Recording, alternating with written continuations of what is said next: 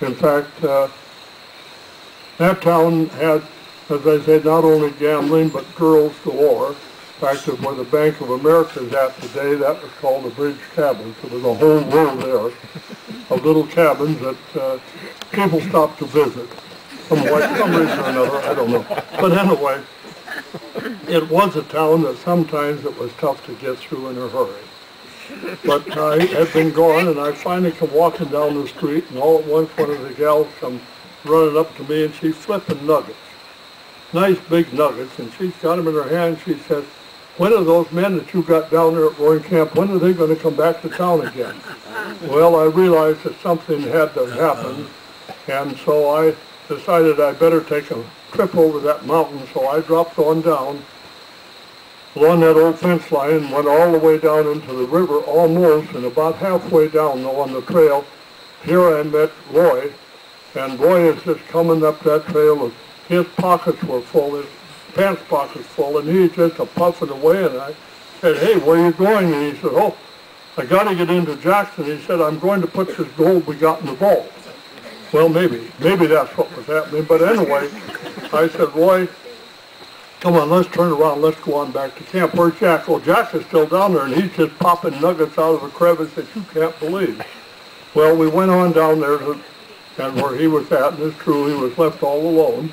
His brother Bob had left, and at first question I said, "Oh my goodness, you've got lots of gold here, where's Bob?" And well, Bob was one of these people that his wife was down in L.A., so he had to go down there to visit her quite often, but most of the time he went on up the hill here. Tahoe was running and Reno, and he would go on in there and so forth. And I said, "Well, my goodness, how much gold have you guys got? What did you come to?" And oh, heck, they didn't seem to know. He said, "Well, Bob on this trip," he said, "has taken a bunch of it down to L.A. because they'd made arrangements with somebody down there that he was a partner. He supplied all the equipment and the money for him to come on in, and I had my share because it was on this property and so forth, so naturally we're curious."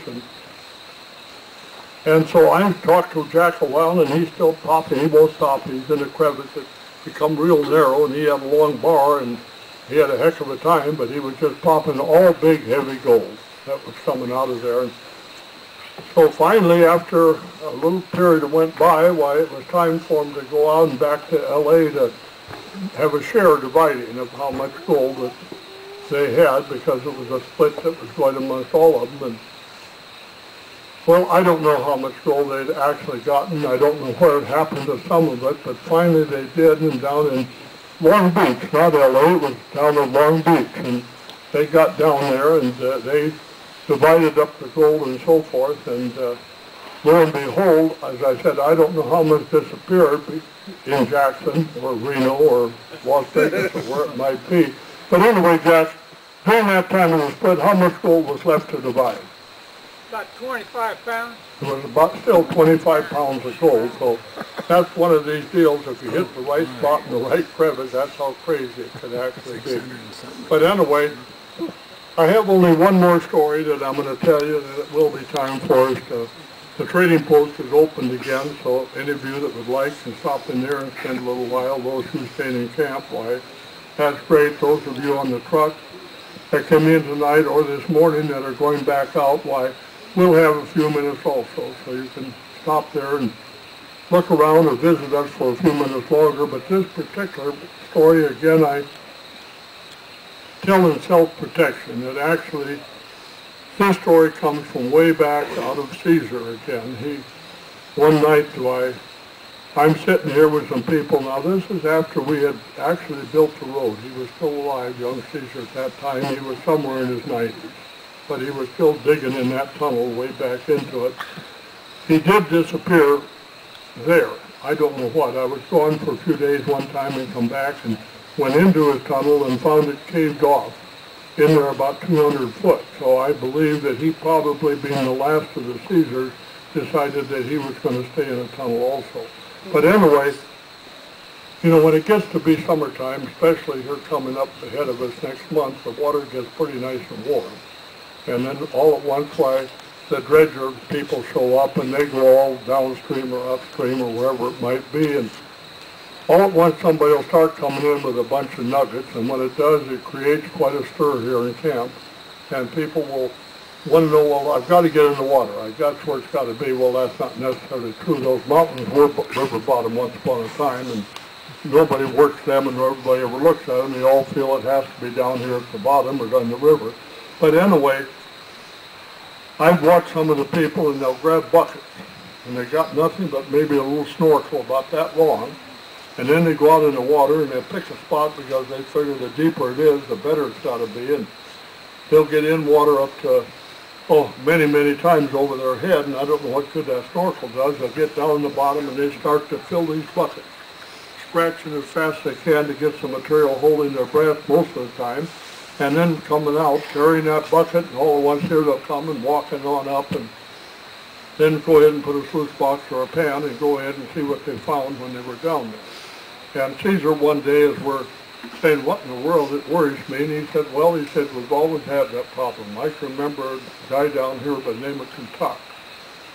Now this is quite a long time ago, and he was a big burly guy. In fact, he didn't have just one of these 5-gallon buckets, but he'd take 2 of them.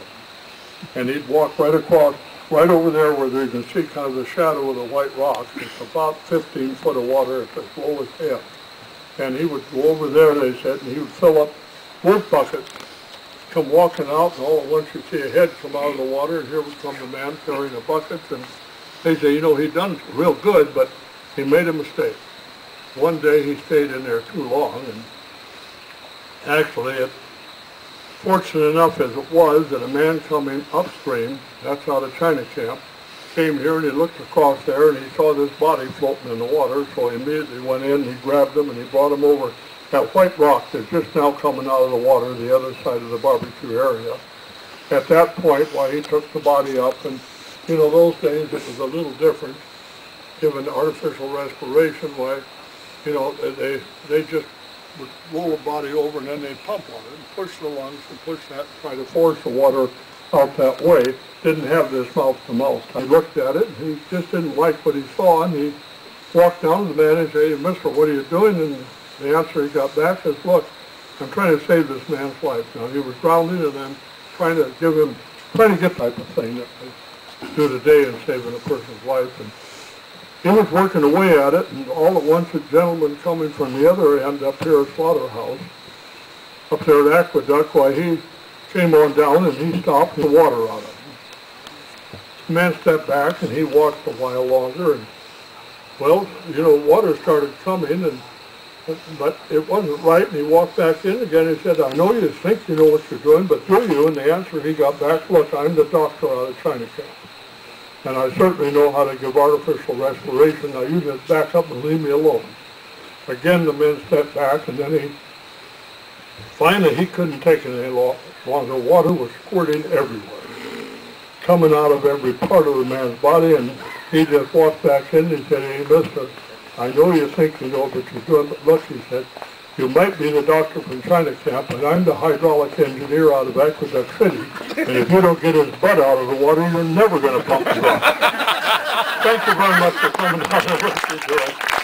And as I said, it'll be a little bit, and the trucks will be leaving for those to go out and go on up to the training floor. Thank you. Thank you. Yeah.